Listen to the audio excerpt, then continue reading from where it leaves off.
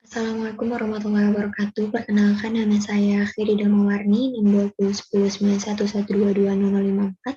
Di sini bakal membahas salah satu soal UKM PPD tentang kulit kelamin. Jadi di sini ada skenario, seorang pasien laki-laki 18 tahun mengeluh gatal-gatal, terdapat bercak makula hipopigmentasi berskuama halus. Jadi UKK-nya adalah bercak makula hipopigmentasi berskuama halus, predileksinya di leher, bahu, dan punggung. Bentuknya macam-macam, apabila digaruk akan bersisik. Kemudian dengan pemeriksaan KOH 20% terdapat HIPA yang pendek. Maka diagnosisnya adalah, di sini saya jawab hidrasi versicolor, kita lihat satu-satu. Di sini ada pitriasi versicolor di PPK Perdoski 2017. Dia merupakan infeksi jamur Malassezia sp yang ditandai dengan makula hipopigmentasi atau hiperpigmentasi dan kadang erythematus. Jadi bisa kita kaitkan dengan skenario tadi, makula hipopigmentasi. Kemudian predileksinya itu yang utama ada di daerah seberoid, yaitu di bagian tubuh atas, leher, wajah, dan lengan atas, berupa bercak hipopigmentasi. Nah, kemudian di sini di PPK Primer 2017 juga bisa dilihat ya di samping ini. Skuama biasanya tipis seperti sisik dan kadangkala hanya dapat tampak dengan menggores kulit. Tadi dilihat di skenario itu dia kalau misalkan digaruk akan seperti bersisik. Nah, kemudian yang paling penting adalah tadi pemeriksaan penunjangnya menggunakan KOH 20%, dia akan terlihat HIPA yang pendek, tampak spora berkelompok dan HIPA yang pendek. Bisa dilihat di atas, yang di atas ini. Kemudian yang di bawah, ini merupakan perbandingan diagnosis pitriasis rosea.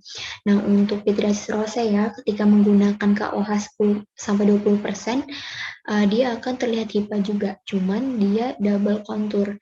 Dia akan terlihat dua garis lurus sejajar dan transparan, dikotomi bercabang dua dan bersepta. Jadi kalau misalkan di skenario tadi HIPA pendek ya, jadi beda. Bisa kita singkirkan pitriasis roseanya. Kemudian juga di pilihan tadi ada tinea capitis. Untuk tinea capitis sendiri kan kaput berarti dia ada di kepala. Sedangkan tadi predileksinya itu ada di leher, bahu sampai ke punggung. Berarti bisa kita singkirkan juga. Kemudian ada tinea corporis.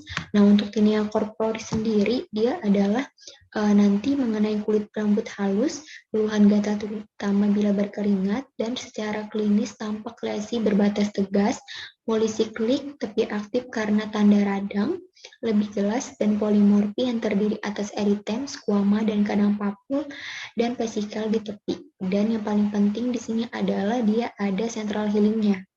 Jadi bisa kita singkirkan juga.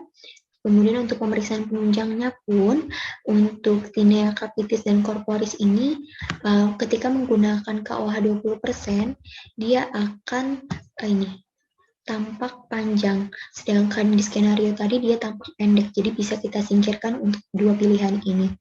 Kemudian untuk pitriasis alba, untuk UKK-nya itu berupa makula hipopigmentasi, sama kayak pitriasis versicolor tadi. Cuman untuk pitriasis alba dia ada pajanan sinar matahari atau sebelumnya ada pajanan panas. Misalkan sebelumnya ada mandi air panas, sedangkan yang tadi tidak ada ya, jadi bisa kita singkirkan juga. Nah, ini kembali ke pitriasis rosea tadi. Dia itu untuk UKK-nya adalah timbulnya makula atau plak soliter berwarna merah muda dengan skuama halus. Nah, sedangkan tadi kan dia hipopigmentasi. Dan biasanya keluhan lesi kemerahan yang awalnya satu kemudian diikuti dengan lesi yang lebih kecil yang menyerupai pohon cemara terbalik. Jadi khas di pitriasis rosea itu adalah lesinya menyerupai pohon cemara. Jadi dengan penjelasan tadi bisa kita simpulkan bahwa jawaban untuk soal tadi untuk UKK-nya tadi makula hipopigmentasi, kemudian predileksinya leher, punggung, dan bahu, kemudian juga tadi KOH 20%-nya terlihat HIPA pendek, jawabannya adalah pitriasis versicolor. Mungkin sekian yang bisa saya sampaikan, salah hilapnya mohon maaf. Terima kasih.